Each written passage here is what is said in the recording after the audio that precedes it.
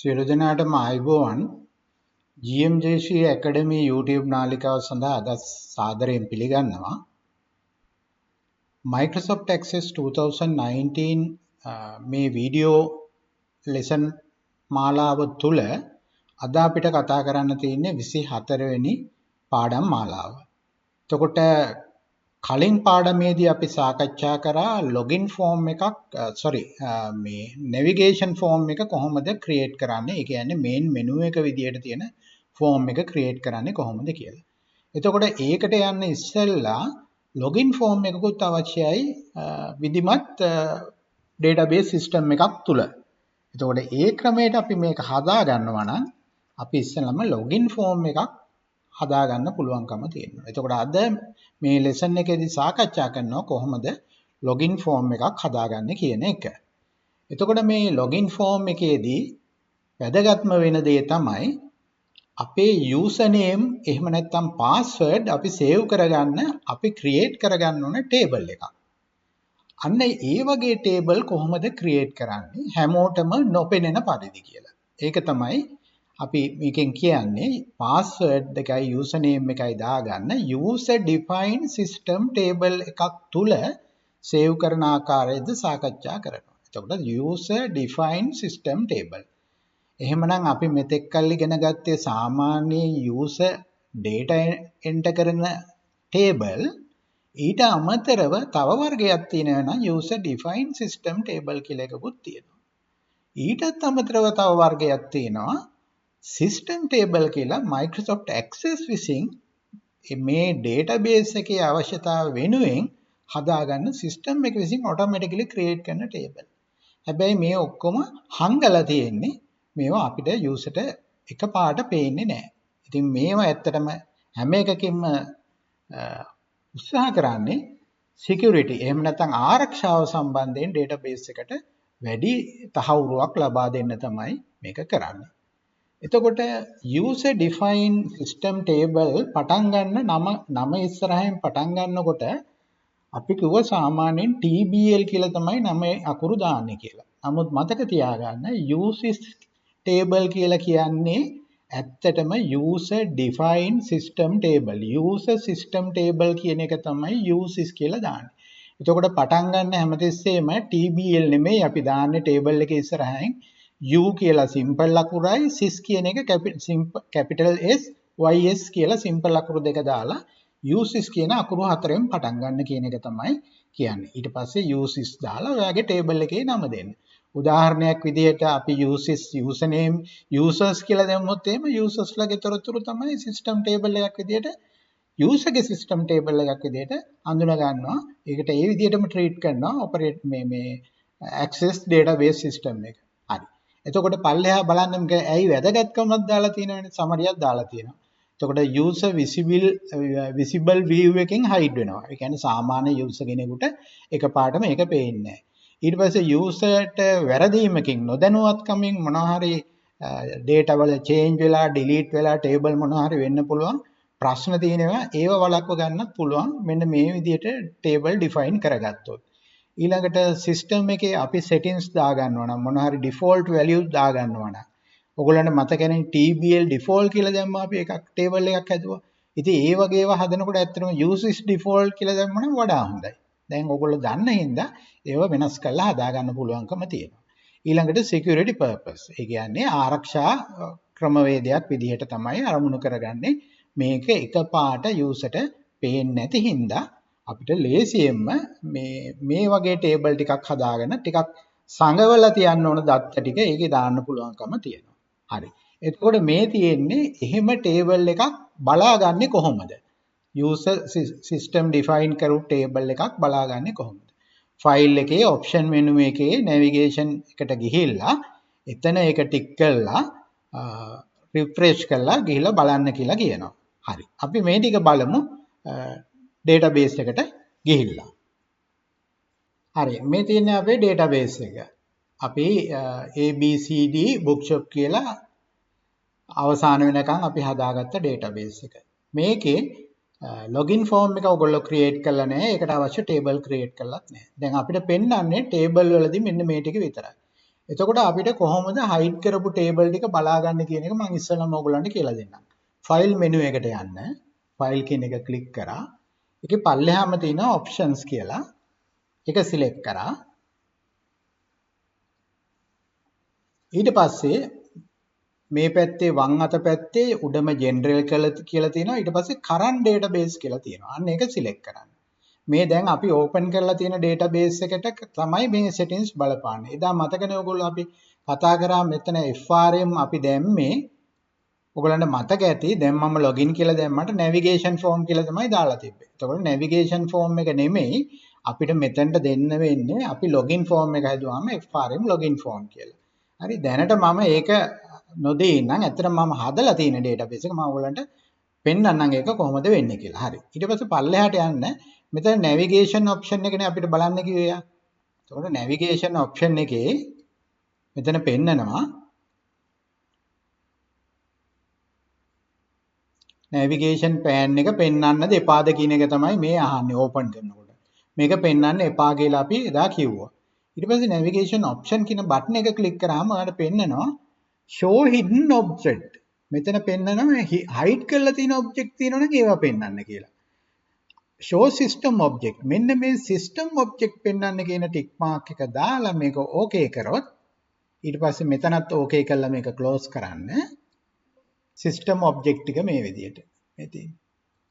ඔයගොල්ලන්ට දැන් පේනවා MSys කියලා පටන් ගන්නෙ මම කිව්වා access වලින් හදලා තියෙන system data file ටික. මෙතන ඔයගොල්ලන්ට පේනවා ඇති uses users කියලා අන්තිමට එකක් තියෙනවා. මෙන්න මේක තමයි මම හදපු user table එක. එතකොට මේක දැන් ආපහු ගිහිල්ලා tick mark එක දැම්මොත් අපි මෙතන ඔප්ෂන් එකට ගිහිල්ලා මේක පෙන්වන්න ඕනේ නැහැ කියන ඩිෆෝල්ට් එක තියෙන්නේ මේ විදිහට. සර්ච් බාර් එක විතරක් පෙන්වන්න කියලා. ඕකේ කියලා දාලා මේක දැන් ඔන්න මේකේ හයිඩ් වෙලා තියෙන දැන් uses කියන එක පෙන්වන්නේ නැහැ නේද? අනිත් සිස්ටම් ඔබ්ජෙක්ට් ටිකත් ඔක්කොම හයිඩ් වුණානේ. හරි. එතකොට අපි මේක බලාගන්නේ අපි මෙතනින්. එhmenan ඔයගොල්ලෝ මේ විදිහට මේක ඔන් කරගන්න. පළවෙනි දේ එක. ඊට පස්සේ ටේබල් එක අපි ක්‍රියේට් කරමු.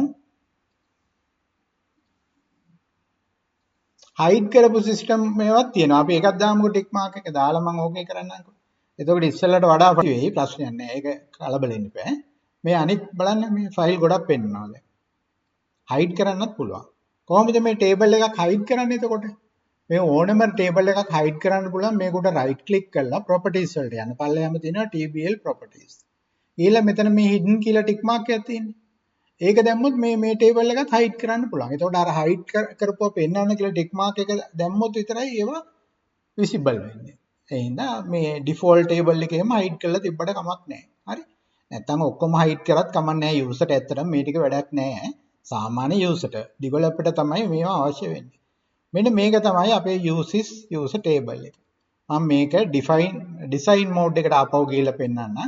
මේක කොහොමද හදලා තියෙන්නේ කියලා මෙච්චරයි කරලා තියෙන්නේ. user id pk කියලා මම primary key එකක් දාලා auto number දෙනවා. ඔයගොල්ලෝ මේක මේ විදිහට create කරගන්න. ඊට පස්සේ මේක right click කරලා මෙතන primary key එකක් විදිහට open කරගන්නවා primary key කියලා. මේක අත්‍යවශ්‍ය නැහැ. නමුත් open කරන්න කියලා මම recommend කරන්නේ. ඊළඟට bookshop එකේ username එක තමයි මම bs username කියලා දාලා තියෙන්නේ. bs password කියලා දාලා තියෙන්නේ bookshop එකේ password එක. දැන් ඔයගොල්ලන්ට මතක ඇති අපි සාමාන්‍යයෙන් password වගේ දානකොට පෙන්වන්නේ කොච්චර characters ගන්නවද ඊළඟට අර asterisk mark එකක් දාලා ඒක close කරනවා. ඉතින් ඒක කරන්නේ කොහොමද කියලා මම මෙතනින් නෙමෙයි ඔයගොල්ලන්ට පෙන්නන්නම් form එක හදනකොට. දැන් බලන්න short text එක 20යි. ඒ කියන්නේ username එකේ නම 20ක් යනකම් දෙන්න පුළුවන්. password එකත් character 20ක් දෙන්න පුළුවන්. ඊට වඩා වැඩි කරන්න ඕන වැඩි කරගන්න with එක. හරි? හරි. මෙච්චරයි මේක කරන්න තියෙන්නේ. save කරලා close කරන්න. ඔයගලන්ට uses users කියලා table එකේ නම දෙන්න. හරි. දැන් අපි table එක හදලා ඉවරයි. ඊට පස්සේ අපි යනවා form එකට. form එකේ කරන්නේ අපි ගිහිල්ලා form එක හදන්න සාමාන්‍ය විදියට design view එකට යන්න. මම හදලා තියෙනවා form එක වෙලා යන හින්දා මම ඔයගලන්ට පෙන්නන්නම් කොහොමද හදලා තියෙන්නේ කියලා. ඔන්න මම design view එකට ගියා. design view එකට ගිහිල්ලා මේ තමයි form header එක. මේක color කරලා මම මෙතනට image එකක් දාලා තිනවා. මේ image එක දැම්මේ අපි මෙතන ඩිසයින් එකේ තියෙනවා මෙන්න මෙතන insert image කියලා. එහෙම නැත්නම් මෙතන logo කියලා තියෙනවා. ඒකෙන් දාන්නත් පුළුවන්. insert image එකෙන් ගියාම image එකක් අපිට add කරගන්න දෙනවා. මෙතන ගිහලා browse කරලා මොන හරි පින්තූරයක් add කරගන්න පුළුවන්. මේකේ ගිහිල්ලා. හරි. ඔයා මේකේ පින්තූර තියෙන තැන select කරලා අවශ්‍ය පින්තූරේ දෙන්න. ඒක ඇත්තටම PNG වගේ පොඩි type file එකක් දෙන්න. දුන්නාම මේ වගේ පින්තූරයක් add කරගන්න පුළුවන්. ඊට පස්සේ ABCD bookshop එක දැම්මා. user login කියලා මම heading එකක් දුන්නා. මෙන්න මෙතන අපි table එක මේකට add කරගන්නවා. uses table එක. මේ බලන්න. uses කියන table එක මම add කළා. මෙතන field තුන අපි මේ විදිහට අරන් දාලා තියෙනවා. ඒක නැත්තම් කෙලින්ම නිකන් table එකේ නම දුන්නත් ප්‍රශ්නයක් නැහැ. ඊට පස්සේ මම field එක මෙතනට add කරගෙන තියෙනවා. add කරගත්තට මතක තියාගන්න මේක combo box එකක්. මේකත් combo box එකක්. මේ combo box එකේ නම දීලා තියෙනවා මෙතනට txt bs username. මේකට දීලා තියෙනවා txt bs password කියලා මෙතනට. ඔයාලන්ට පේන්නේ නැද්ද මේ පැත්තේ text box තුනක් තියෙනවා. මෙන්න මේ තුන තමයි ඇත්තටම hide කරලා මන් තියෙන්නේ. ඒ කියන්නේ මේ boxes තුන add කරලා අරගෙන තියෙනවා. මෙන්න මෙතනින්. මෙතන design view එකට ගිහිල්ලා sheet add කරන්න ගියාම මෙතන මේ තුනක් තියෙනවනේ නේද? මෙන්න මේ තුන drag කරලා අරන් ඇවිල්ලා මෙතනින් තියලා label තුන delete කරලා දාලා තියෙන්නේ. ඒ කියන්නේ මම පොඩ්ඩක් මේක ලොකු කරන්නම්කෝ පල්ලෙහාට. මෙන්න මෙහෙම අපි drag කරගෙන ඇවිල්ලා මෙතනින් තියලා මේ label තුන delete කරලා තියෙන්නේ. ඊට පස්සේ මේ ටික මෙහෙම select කරලා මේකේ properties වලට යනවා F4 ගහලා ඊට පස්සේ මෙතන උඩ තියෙනවා අපේ format එකේ visible කියලා option එකක්. මේක yes නෙමෙයි no කරනවා. එතකොට මේ ටික hide වෙනවා run time එකේදී. ඕක කියන්නේ view කරනකොට මේක hide වෙලා තියෙනවා. මම මේ ටික delete කරන්නම්කෝ. දැන් මම පෙන්නන්නම්කෝ මේ ටික select කරලා වාට. බලන්න මේ visible no කියලා තියෙනවා. එතකොට ඔයගොල්ලෝ visible no කරගන්නවා. හැබැයි මතක තියාගන්න මෙන්න මෙහෙම මේ form එක load වෙච්ච ගමන් table තුනක් add වෙලා මේ text boxes තුනක් තියෙනවා. field name තුනක් තියෙනවා. user id p එකයි bs user name එකයි මේ බලන්න. ඊළඟට bs password එකයි මෙතන මේ. ඒ විදිහට දාලා තියෙනවා. එතකොට මෙන්න මේකේ දැන් අපි කරන්නේ user name එක select කරන්න දෙන එකේ user name list එක පල්ලෙහාට ගන්නවා. මෙතන row source එක අපි ලියනවා. user name එක අපිට පෙන්වන්න කියලා මේ විදිහට. නේ. ඊළඟට මම කියනවා password එක දෙන්න, user id එක දෙන්න. හරි. ඔන්න columns තුන මම ඒ විදිහට view කරන විදිහට මම මේක ලියලා තියෙන්නේ මේ grid එකට අරන් තියෙන order එක. user name එක, password එක, user id එක. හරි.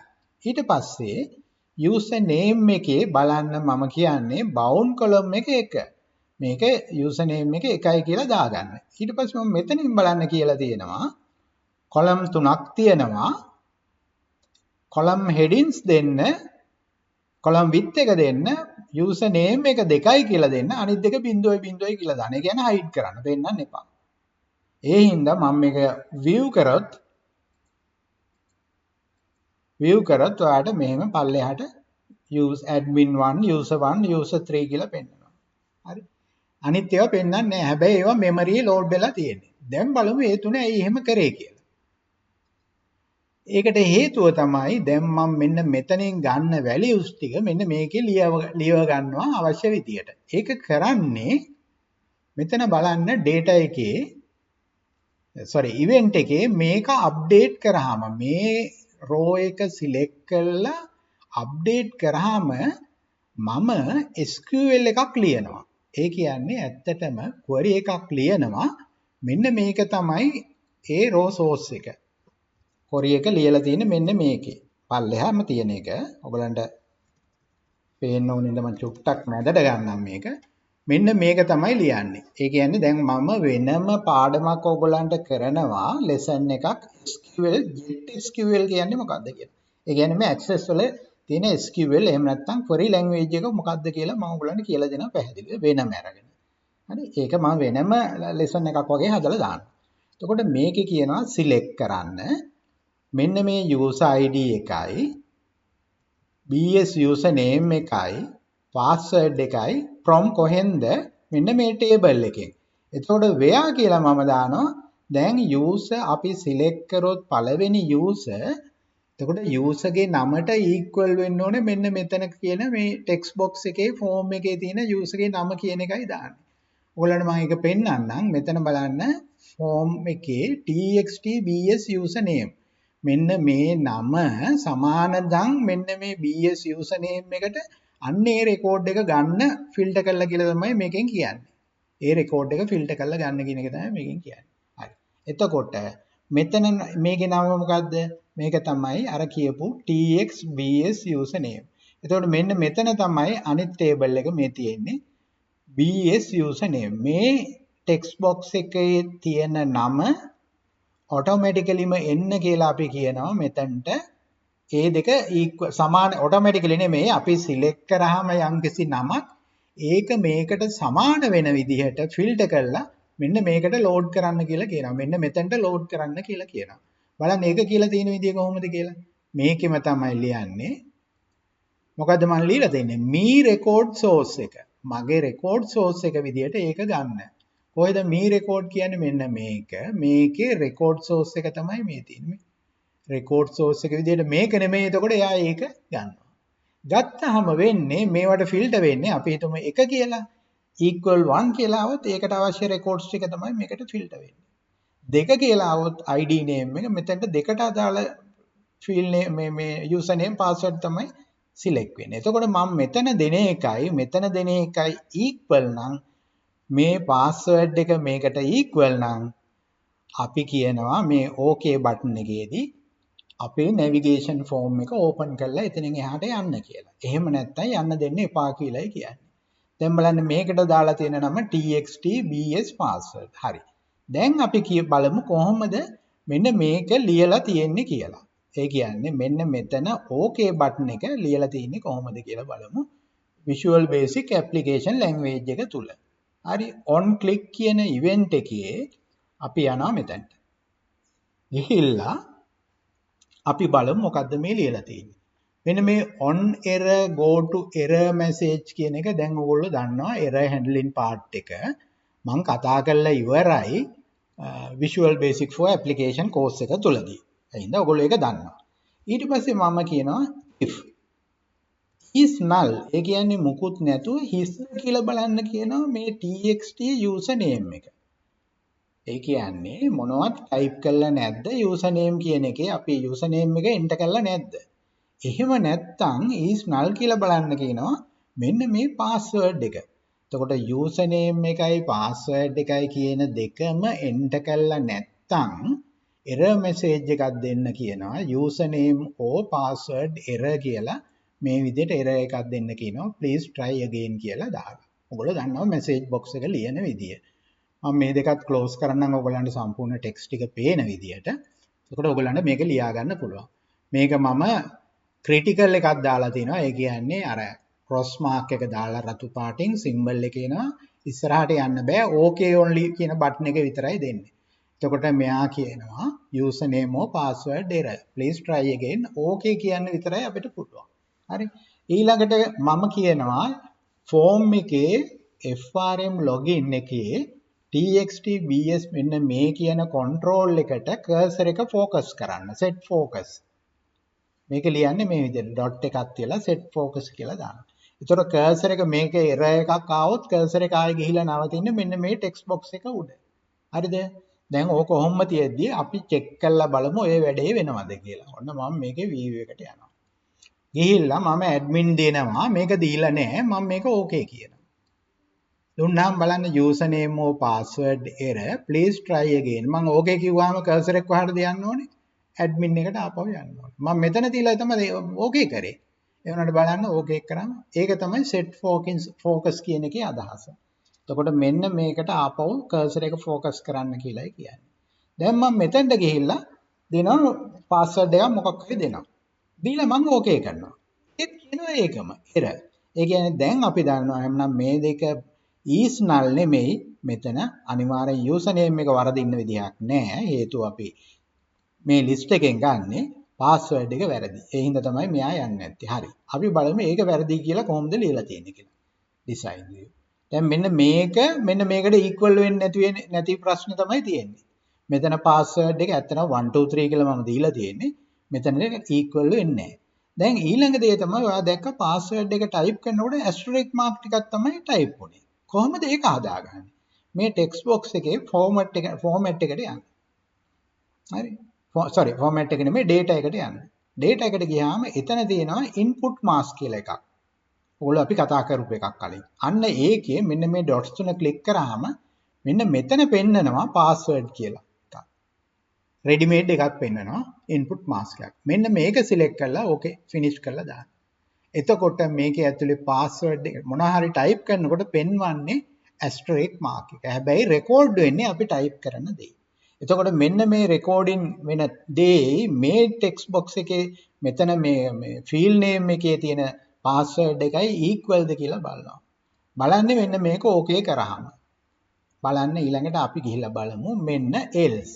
එහෙම නැත්තම් මේ දෙකම හරියට එන්ටර් කළානේ මොනවා හරි දෙයක්. එන්ටර් කරලා නම් අපි බලන්න ඕනේ දැන් ඔන්න පාස්වර්ඩ් එක user name එකයි සමානද කියලා. එතකොට මම කියනවා if මේ එකේ user name එක අසමානද කියලා බලන්න කියනවා මෙන්න මේ ටෙක්ස්ට් එකේ බොක්ස් එකේ තියෙන එකයි මේ ෆීල්ඩ් එකේ තියෙන එකයි. එහෙම නැත්තම් මේ දෙක අසමානද කියලා බලන්න කියනවා. මෙතන පාස්වර්ඩ් එක තියෙන දුන්නේ එකයි අපේ ටේබල් එකේ පාස්වර්ඩ් එකයි ඒ ෆීල්ඩ් එකේ තියෙන පාස්වර්ඩ් එකයි අසමානද කියලා බලන්න කියනවා. බලලා එහෙමනම් මේ දෙකෙන් මොනවා හරි එකක් හරි අසමාන නම් මෙයා කියනවා මැසේජ් බොක්ස් එකක් දෙන්නගෙන user name or password error.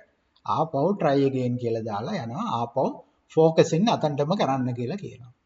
එහෙම නැත්තම් මෙන්න මේ user name එක සමාන නම් මේකට and password බලන්න මෙතන මේක මම and කියලා දාලා තියෙනවා. මේ condition දෙකම satisfy වෙන්න ඕනේ. user name එකත් සමාන වෙන්න ඕනේ, password දෙකත් සමාන වෙන්න ඕනේ. එහෙම සමාන වුණොත් තමයි me visible false කරන්න කියලා කියනවා. ඒ කියන්නේ ඔය ෆෝම් එක hide කරන්න කියනවා. ඒ කියන්නේ මොන ෆෝම් එකද? login ෆෝම් එක. hide කළා මට ඕපන් කරලා දෙන්න කියනවා do cmd open form navigation form එක ඕපන් කරලා දෙන්න කියලා කියනවා. හරි. ඒක normal විදියට. එතකොට මේ අවස්ථා දෙකම කොහේ හරි එන්නේ නැත්නම් හැමතිස්සෙම මොකක් හරි වැරද්දක් තියෙනවා. ආපහු කියන්නේ username or password error කියලා. මේ කතන්දරේම කියනවා ආපහු උඩට යන්න කියලා. ගිහිල්ලා මෙතන else මෙතන if I else end if මෙතන end if. හරි. මේ ටික error management part එක. මොනවා හරි error එකක් ආවොත් මෙතනට යන්න කියන එකයි මේ කියන්නේ. හරි. එතකොට ඕක තමයි අපේ ලියන්න ඕන coding system එක. දැන් ඔයාලට පැහැදිලිද කියලා මම හිතනවා. මේක අපැහැදිලි වගේ නම් ආපහු හොඳට බලන්න. බලලා මේක ලියන්න නැවත ගිහිල්ලා. එතකොට මට කියන්න ඕනකම තියෙන්නේ මෙන්න මේකයි. මේක අපි save කරමු. save කළා මම මේක FRM login කියන එක double click කරලා දැන් මෙතනට ගිහිල්ලා අවශ්‍ය password එක දෙනවා. මම 1 2 3 කියලා දැම්මොත් මෙයා මේකෙන් හරියට යනවා. මම 4 කියලා type කරොත් බලන්න එයා password එකේ වැරද්දක් කියලා කියනවා. මේක 1 2 3 කියලා දැම්මොත් ඒ විදිහට. එහෙම නැතුව මම cancel button එක click කරොත් මෙයා ඇත්තටම program එකෙන් එළියට යනවා. හරි. අපි බලමු ඒක ලියන්නේ කොහොමද කියලා. දැන් ඔන්න මම cancel click කරා. ඒකෙන් තමයි මේ වැඩේ උනේ. දැන් අපි ආයෙ යන් database එකට.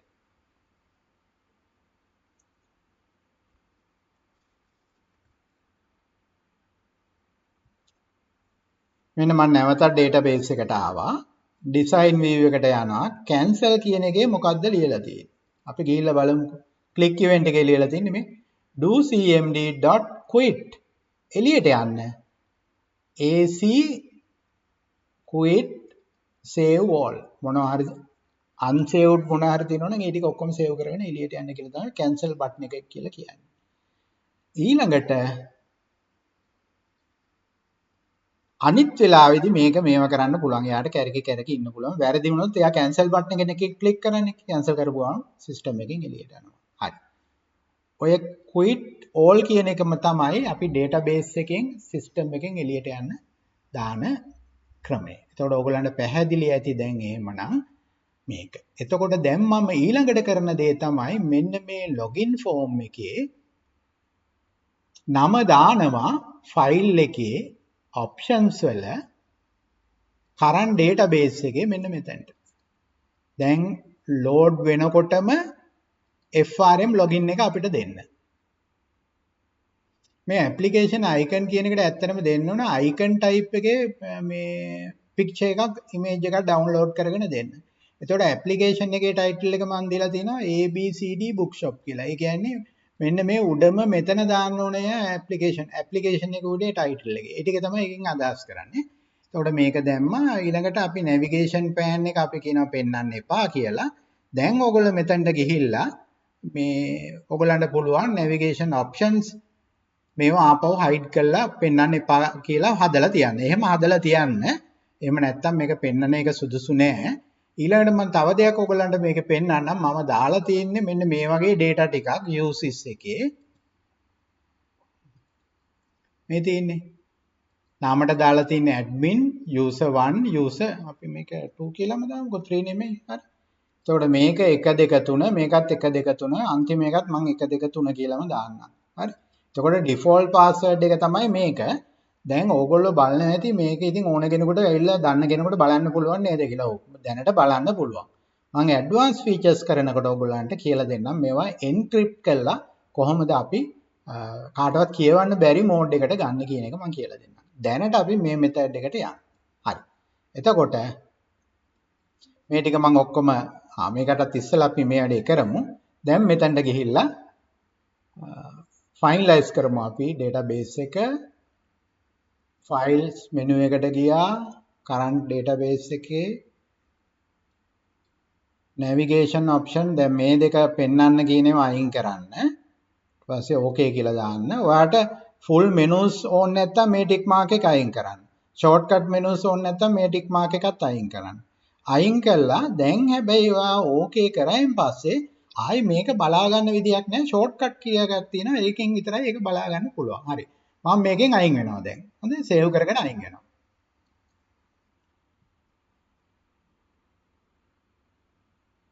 මම නැවතත් ඕපන් කරනවා මේ bookshop final කියන එක ඩබල් ක්ලික් කරනවා. හරි. දැන් ඔයගලන්ට දකින්න පුළුවන් admin කියලා ඇවිල්ලා ඉන්නවා. ඊට පස්සේ user 1 user 2 අපි වෙනස් කරානේ. එතකොට password එක ඔයගොල්ලෝ දන්නවා 1 2 3 මෙතන ක්ලික් කරලා 1 2 3 කියලා දෙන්න. දීලා okay කරන්න. okay කරාම මේ විදිහට ඔයගොල්ලන්ට ඔයගොල්ලන්ගේ final database එක බලා ගන්න පුළුවන්කම තියෙනවා. මේ report menu එක මම අඩුපාඩු තිබ්බේව හදලා මේක finalize කරා. මේ users ලගේ data ටික බලන්න දීලා තියෙනවා. මෙතන ඕනනම් password එක ඔයගොල්ලන්ට වෙනස් කරන්න පුළුවන්. දැන් මම ඊළඟ program එකේදී ඔයගොල්ලන්ට advance එකේදී කියලා දෙනවා මේ user login එකත් මෙහෙම යන්න බෑ. ඕන කෙනෙකුට log වෙන්න බෑ. එයාගේ එක විතරයි එයාට වෙනස් කරන්න පුළුවන්. දැන් මේකේදී ඔක්කොම වෙනස් කරන්න පුළුවන් නේද? එතකොට මේ advance features ටික මම එතනදී කියලා දෙන්නම්. ඊළඟට user password එකක් දානකොට password එක enter කරන්න දෙන්න ඕනේ. ඊළඟට ඒක verify කරගන්න ඕනේ. දෙවෙනි සැරේට enter කරන්න දීලා ඊට පස්සේ තමයි save කරගන්න ඕනේ. ඒ ඔප්ෂන්ස් ටික මම ඇඩ්වාන්ස් ප්‍රෝග්‍රෑම් එකේදී කියලා දෙන්නම් යූසර් මැනේජ්මන්ට් පිළිබඳ ටිකක් ඇඩ්වාන්ස් විදියට. හරි. දැන් ඊළඟට අපිට කතා කරන්න තියෙන්නේ මේක තමයි අපේ ෆ්‍රන්ට් එන්ඩ් එක. මේ ඉදිරිපස. හැබැයි දැන් මේකේ ඩේටාබේස් එකයි දෙකම තියෙනවානේ. අපි ඊළඟ ලෙසන් එකේදී බලමු කොහොමද මේක දෙකට කඩලා ෆ්‍රන්ට් එන්ඩ් එකයි බැක් එන්ඩ් එකයි වෙනස් විදියට තියාගෙන සම්පූර්ණ සිස්ටම් එකටම ඩේටාබේස් එකක් දාලා අර බැක් එන්ඩ් එක ඕපන් කරන්න බැරි වෙන්න හදන්නේ කොහොමද කියන එක ඊළඟ ලෙසන් එකේදී අපි කතා කරමු. හරි. අදට මම ලෙසන් එක අවසන් කරනවා. එහෙමනම් සියලු දෙනාටම සුබ දවසක්.